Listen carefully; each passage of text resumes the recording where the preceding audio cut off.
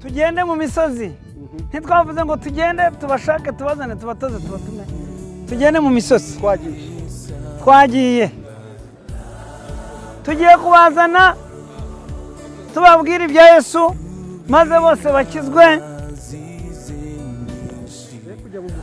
be kujya mu muriro. Reka nongere mbaye ikaze mwese mudukurikiye muri uyu mwanya, abatureba muri mu Rwanda ndetse muri no hanze y'igihugu cy'u Rwanda. Muri uyu mwanya ngiye kubatembereza muri AR Diocese ya Gahini, cyane cyane ku cyicaro cy'ububyutse cyangwa se ku cyicaro cya Revive. Uyu munsi twasuye ibice bitandukanye ahagiye habera amateka ajyanye n'ububyutse bwa Gahini.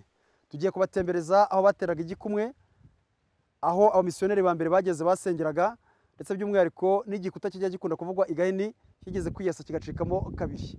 Muraza no kureba katedrali nshya cyangwa se katedrali nziza cyane yubatse muri Diocese ya Gahini, ibu mu katedrali akomeye cyane muri iki gihugu, ndetse n'ibindi byiza nyaburanga biri muri Diocese ya Gahini. Reka dutemberane turi kumwe na Bishop Gahima Manasi, agenda dutembereza ibice bitandukanye ndetse aduha n'ibisobanuro bya buri cyiciro n'agace k'amateka muri Diocese ya Gahini. Bishop, tubahaye ikaze. Iyi nzu ni inzu ikomeye mu mateka ya Gahini, kubera yuko iyo mwumva ububyutse bwabaye navuga ngo bwatangiriye aha, kuko uwasengeraga aha ngaha yuzuye umwuka wera, Imana imubwira kwihana ibyaha bye, ahava yujujwe azamuka asanga bagenzi be ngo abihanire. Uwari uri mu kigo cy'ishuri hariya haruguru nawe nuko niko imbaraga zamusanze, amanuka aza asanga uyu nguyu ngo amwihanire. N'uwari uri mu bitaro Dr. Joe Church aza abasanga kugira ngo abihanire. None bahurira muri kariya karompuwe kahariya aho gutera igikumwe, turaza kuhagera. Ariko ni kuva icyo gihe abantu baza bahasengera, kandi uko abantu bahasengera niko buzuzwa, niko bahabwa imbaraga.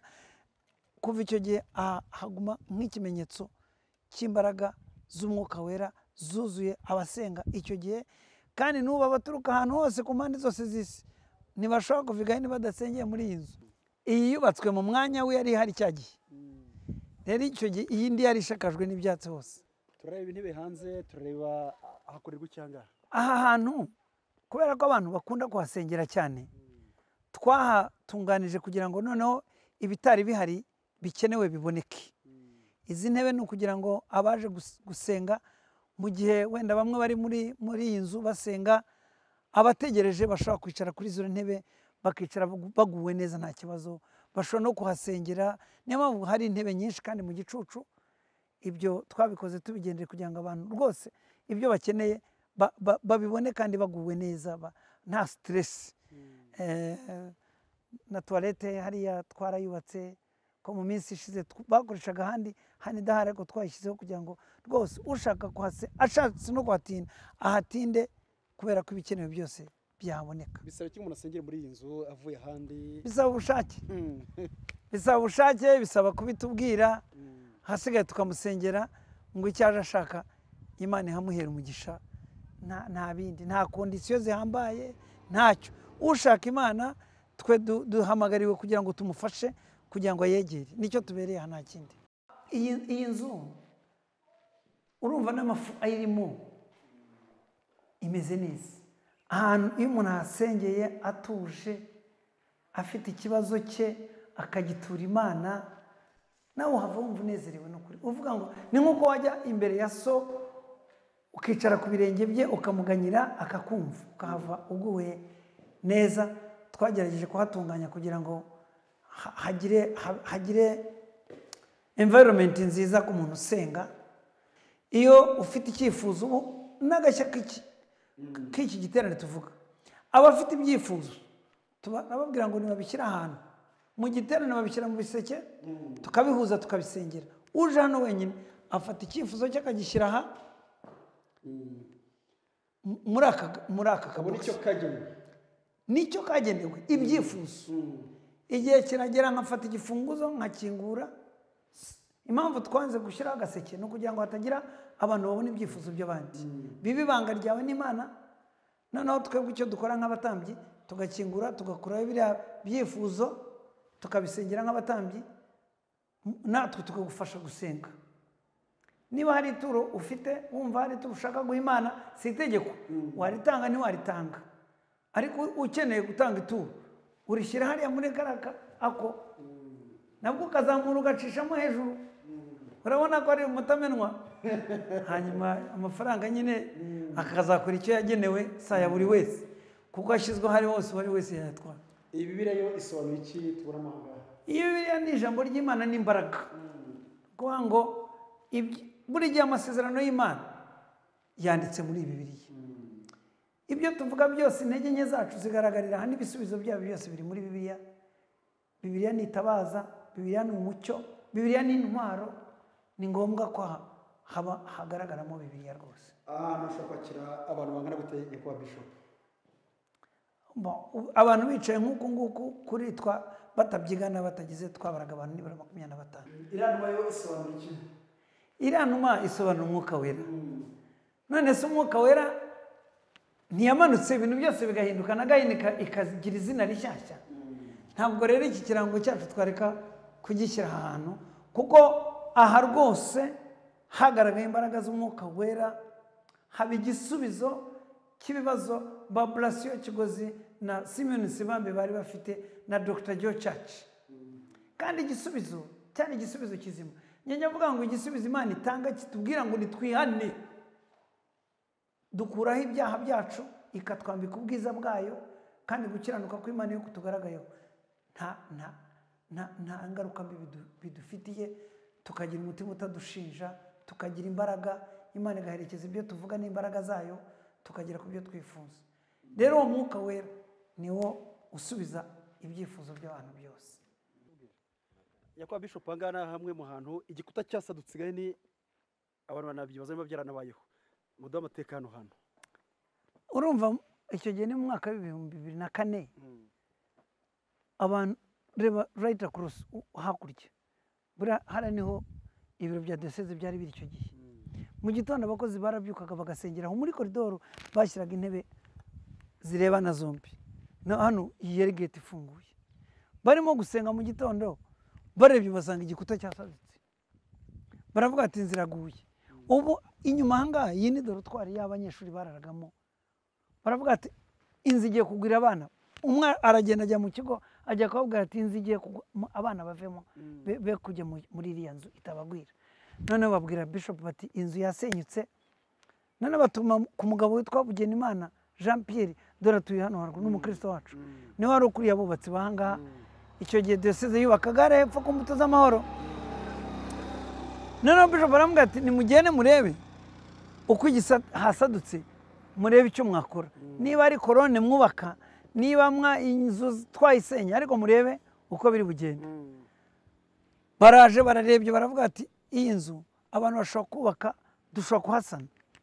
Bajya gushaka ibikoresho ni hari hasadutse bo uko iki igishushanyo kimeze aha ngaha niko byari bimeze ni uku nguko, ariko cyaheraga hejuru muri iyo pinyo hejuru kuraka imanuka irinda igera hasi no muri fondasiyo yari igezemo. Ariko noneho icyari gitangaje ni uko hari hasadutse gutya ariko imbere ubona hasa n'ahahuye kandi igikuta gisa cyasamye hano hanze nyine ahangaha hanze aho turi. Aho tujya tuvugira hano ngo ni igitangaza cyabaye ni uko bamaze kuzana ibyo bikoresho kugira ngo bahasane bahatunganye, basanze hateranye neza, amatafari yateranye ku buryo utabonaga ahari hasadutse nta sima igiyemo, nta kintu na kimwe, nta wasunitse ngo nibura byongere birongera birahura. N'uyu munsi ntawumenya, ntawaramenya niba ari umutingito ko nawumvisha umutingito, ntawamenya byagenze bite, ariko harasadutse harongera harahura. Aya magambo mwanditse wasobanuye iki? Ngo icyakora muzahabwa imbaraga. Aya magambo ajyanye n'intego twari dufite 2012 kuko twavugaga iby'umwuka wera kandi ni uranga imbaraga z'umwuka wera nizo navuga ngo ziranga gahini, ziranga uyu musozi cyane cyane kuri ayo mateka yabaye. Niyo mpamvu twafashe uyu murongo uvuga ngo icyakora muzahabwa imbaraga umwuka wera nabamanukira ngo kandi muzaba abagabo bo kumpamya i Yerusalemu n'i Yudaya n'i Samariya kugera ku mpera y'isi. Ni ukuvuga ngo ubonye ibitangaza biri hano akabona imbaraga z'Imana, akuzwa imbaraga z'umwuka wera, ntabwo abiceceka, arabihamya. avuga ibyabaye kandi nayo mpamvu gahini ari gahini uyu munsi ivugwa itya ni uko abuze imbaraga z'umwuka wera batabigumanye batacecetse bavuze ubutumwa hano bavuga ubutumwa igihugu cyose cy'u Rwanda bavuga ubutumwa muri Uganda bavuga ubutumwa muri Kenya muri Tanzania niyo mpamvu bavuga ngo igahini ni iwabo w'abangirikani bo muri aka karere k'ibiyaga bigari kose. Bishop, iki gikuta cyamaze amasaha saa 12 za mu gitondo kugera saa 5 z'amanywa kugera saa 5 hakirangaye hano hakiranga abaturage bahita bakabibona abantu n'ubaje abantu bamwe hano barabibonye hari abakristo bamwe bashujwemo imbaraga rwose kuko icyo gihe hano hari ibibazo harimo amakimbirane mu bakristo harimo intambara abantu benshi bashujwemo intege baravuga bati ibi ni iby'igihe gitoya igihe kizagera itorero ryongere ribe umwe kandi koko itorero ryarongera ribe umwe uyu munsi niyo mpamvu tukubwira ngo nta bibazo biri muri gahini na bike bivuze ngo ni igikuta cyabaye kubera impamvu y'Imana twebwe turavuga ngo ni ukugendererwa kw'Imana kwaje kugira ngo twongere dusubizwemo intege tuvuge ngo itorero ry'Imana nirirangiye rizongera risanwe ribe umwe rikomere kandi niko bimeze n'uyu munsi. Hari ukuntu abakristo bavuga ngo Imana yari yabitubwiye cyangwa twarabyerekwaga ibintu mwarabibonye cyangwa byarabatunguye nawe bitatunguye byatunguye abantu bose ntawe wari warabibonye ni ukuri nabamubeshye njyewe icyo gihe hano sinari mpari icyo gihe nayoboraga akarere ariko mu nama y'umutekano twarimo meya w'ahangaha yabitubwiye turi muri iyo nama aravuga ngo asize igikuta cyasenyutse ku buryo umuyobozi amuha uruhushya kugira ngo agaruke aze arebe abana batagwirwa n'ishuri noneho niho njye nabimenyeye ngeze hano i Gahini 2006 ntangiye akazi nicyo kintu cya mbere nababajije ntabashije koko igikuta cyarasadutse kirongera kiraterana nicyo kintu bambwiye barambwira ati nguyu uwagiye gushaka ibikoresho nguyu wasanze hongeye kwiteranya barabanyereka nanjye mbyemera niyo sinari mpari ariko kubera ko nabyumvishe ndi mu nama y'akarere byatumye ndushaho kubyumva cyane kuko byari byabonywe na meya w'ahangaha. Bishop, kugira ngo umuntu winjira i Gahini wenda avuye n'ahandi hari bimwe mu bimenyetso wasanga nk'hano abantu baterera igikumwe hasohoraga iki mu gihe cya kera uyu munsi none hasohoraga iki n'uyu munsi turacyatera igikumwe utari igikumwe da iyo Imana ikugiriye neza ukumva urafashijwe ukumva umutima wawe ukunze Yesu uravuga ati Yesu usumba byose ntabwo nzakuva kuko niyo ugatera igikumwe n'uyu munsi turatera igikumwe kandi icyo gihe abantu bateraga ibikumwe bo bagiraga ibihe bahura bakavuga ati Kristo twongeye kugusezeranira ko tutazakuvaho bikarangwa no gutera igikumwe n'uyu munsi iyo tugize ibiterane tugira umwanya wo kugira ngo abantu bongere bavugurura amasezerano yabo na Yesu wabo bagatera igikumwe nka sayini y'isezerano bakoranye na Yesu ariko namwe mugambirire kugumamo ntimuzavemo hanze ni habi Imana ibamugira. Amen. Nyakubahwa Bishop, hano mufite katedrale muravuga ngo ni ishobora no kuba iya mbere muri kino gihugu cy'u Rwanda. Iyi katedrale muhitubwiro gato cyane yubatswe ryari n'ubushobozi bwayo. Iyi katedrale yatangiye kubakwa 2015 kugeza 2017 imyaka ibiri gusa nibwo twayubatse kuko mba umwepiskopi w'umufasha bandobanuriye hano mu rusengero nibwo twarutashye rero twayubatse navuga ngo ni imyaka ibiri 2015 2016 2017 byageze mu kwezi kwa gatatu twarangije kuyubaka. Ni katedrale yatwaye amafaranga angana gute yubatswe n'abakristo? Amafaranga tubara yatwaye miliyoni 724 uko uyireba hafi yose ni beto. Ubu iyi katedrale irakomeye ngewe ikintu njya mvuga gikomeye cy'iyi katedrale fondasiyo yayo hasi ifite fondasiyo ndende ya beto gusa kandi urebye ziriya sayidi zose ureba imeze nk'umusaraba buriya uri hejuru nibwo wayibona ko iteye suforume y'umusaraba uko iteye nk'umusaraba ni beto gusa ahantu hose ni beto hari hirya ni beto ni hirya ni beto ifite irakomeye cyane rero ni miliyoni 724 niko gaciro kayo niyo mafaranga twakoresha ifaranga kurindi ku gikorwa hanyuma kwicaza yicaza abantu 2500. Ni katedrale ubona ko ijyanye n'icyerekezo ubwiza bwayo n'ubuhe?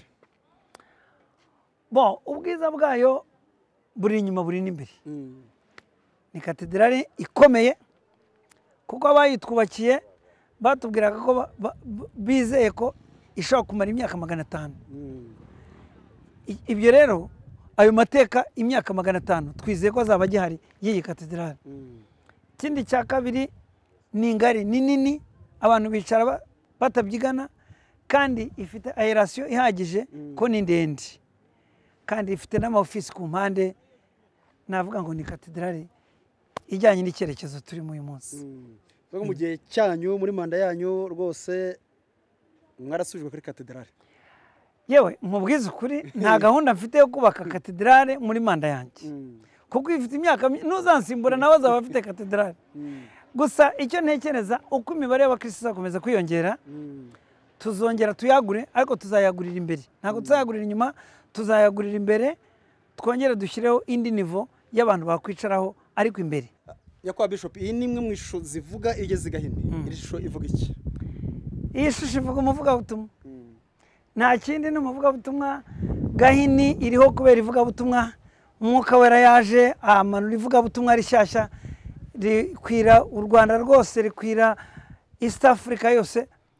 Rero twumvaga ko uyu muvugabutumwa agumye aha ngaha bisigara ari nk'urwibutso rw'imirimo ikomeye yakorewe aha ngaha.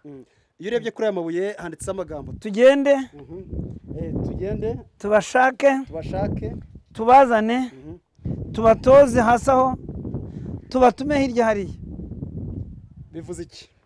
Bivuze inshingano yacu bijyanye n'uyu muvugabutumwa, bijyanye n'inshingano ya diyoseze, kugenda tukajya aho abakristo bari, tukabwira ubutumwa bwiza, bakabwakira, tukabazana mu itorero, twabageza mu itorero, tukabigisha ijambo ry'Imana, tukabarera, tukabakuza.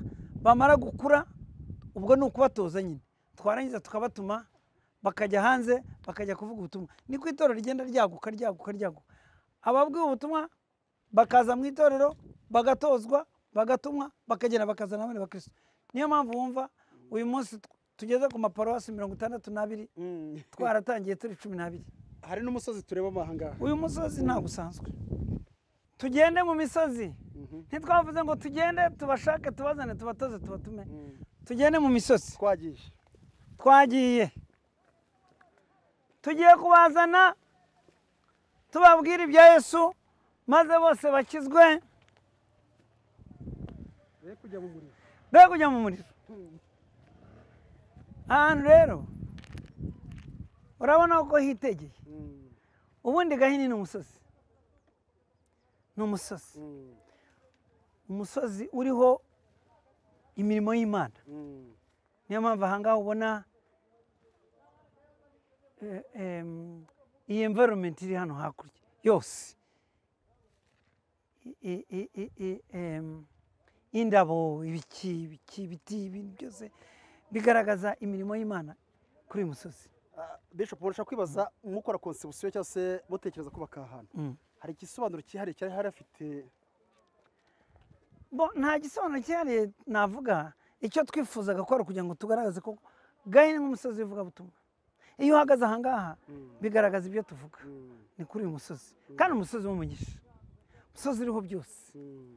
Ubundi inyubako uko iki gishushanyo kimeze, amazi aturuka hamuriya, nuko usanze amazi atarimo, ariko ubundi iyo amazi yamaze kuzuzwa iyi Yorodani, azamukira kuri uyu musozi, akamanukira muri aya mabuye, akongera agasubira hariya hasi.